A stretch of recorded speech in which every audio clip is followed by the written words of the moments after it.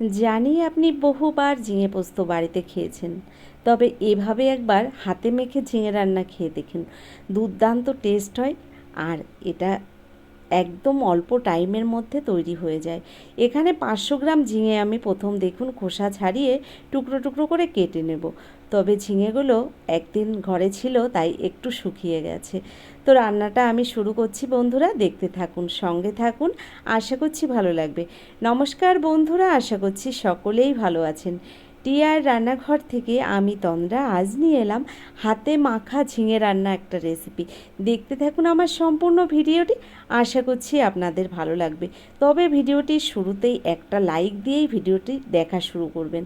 দেখুন এখানে আমি ঝিঙেটা কেটে নেওয়ার পরে নিয়ে নিলাম 4টে কাজু, 2 চামচ পোস্ত, 1 চামচ চারমগজ আর নিয়ে নিলাম 1 চামচ সর্ষে। এবার আমি ভালো করে এগুলোকে বেটে তারপরে আবার ফিরে আসছি। দেখুন এখানে মশলাগুলো আমি সব বেটে নিয়েছি, তার সঙ্গে কয়েকটা টুকরো করে নেওয়া কাঁচা লঙ্কা নিয়েছি, একটা আলু কেটে, আর তার সঙ্গে ঝিঙেগুলোকেও ছোট ছোট টুকরো করে কেটে নিয়েছি।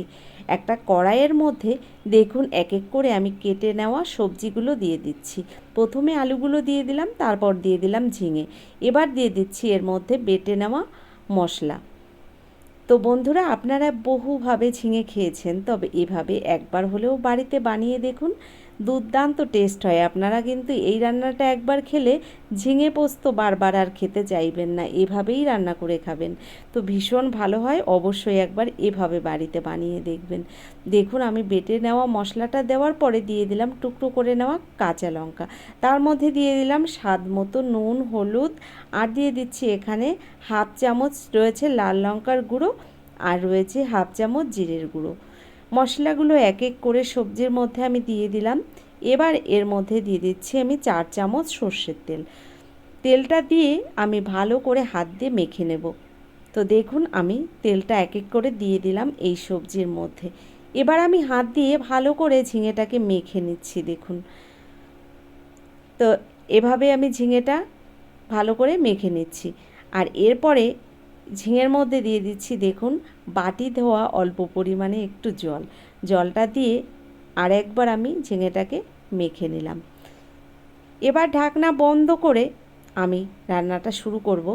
তবে তার আগে কয়েকটা কাঁচা লঙ্কা দিয়ে দিলাম এর মধ্যে। ঢাকনাটা এবার বন্ধ করে গ্যাসের উপর বসিয়ে দিলাম, ওভেনটাকে অন করে দিলাম। আর এভাবে আমি 15 মিনিট ঢাকনা বন্ধ করে রান্নাটা করে নিচ্ছি। দেখুন 15 মিনিট বাদে ঢাকনাটা খুলে আমি দেখাচ্ছি।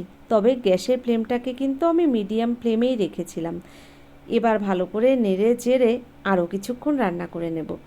একদম অল্প টাইমের মধ্যে কিন্তু এই রান্নাটা হয়ে যায়, তবে টেস্ট হয় দুর্দান্ত। আপনারা অবশ্যই একবার এভাবে বাড়িতে বানিয়ে দেখবেন, ভীষণ ভালো হয় খেতে। তো বন্ধুরা আরও কিছুক্ষণ আমি ঢাকনা বন্ধ করে রান্নাটা করে নিলাম। আমার রান্নাটা কমপ্লিট হয়ে গেছে। এবার আমি আস্তে আস্তে গ্যাসটাকে বন্ধ করে দেব। তো ঢাকনাটা খুলে আমি আবার একবার ভালো করে খুন্তি দিয়ে নেড়ে চেড়ে নিলাম। রান্নাটা হয়ে গেছে, এবার আমি নামিয়ে নেব। দেখুন এবার এর ওপরে আমি দিয়ে দিচ্ছি 1 চামচ সর্ষের তেল। তো এই কাঁচা সর্ষের তেলটা দেওয়ার কারণে এই রান্নার টেস্টটা কিন্তু আরও দুর্দান্ত হয়। তো দেখুন এবার আমি দিয়ে দিচ্ছি 1 চামচ সর্ষের তেল। তেলটা দিয়ে আমি এবার নামিয়ে নেব। তো বন্ধুরা কেমন লাগলো আমার এই হাতে মাখা ঝিঙের রেসিপিটি? যদি এই রান্নার রেসিপিটি আপনাদের ভালো লেগে থাকে তাহলে অবশ্যই আমার চ্যানেলটিকে সাবস্ক্রাইব করে আমার ভিডিওর পাশে থাকা বেল আইকনটি ক্লিক করে নোটিফিকেশনটা অল করে দেবেন। এছাড়া আপনাদের বন্ধুবান্ধবের মধ্যেও আমার এই ভিডিওটি শেয়ার করে দিতে পারেন। যারা ভিডিওটি ফেসবুক থেকে দেখছেন অবশ্যই আমার পেজটাকে ফলো করবেন। তো আজকের মতো এই পর্যন্তই, পরবর্তী ভিডিও নিয়ে হাজির হয়ে যাব। ততক্ষণের জন্য আপনারা সকলে ভালো থাকবেন, সুস্থ থাকবেন, টিয়ার রান্নাঘরের সঙ্গে থাকবেন। অসংখ্য ধন্যবাদ এতক্ষণ ধরে ভিডিওটি দেখার জন্য।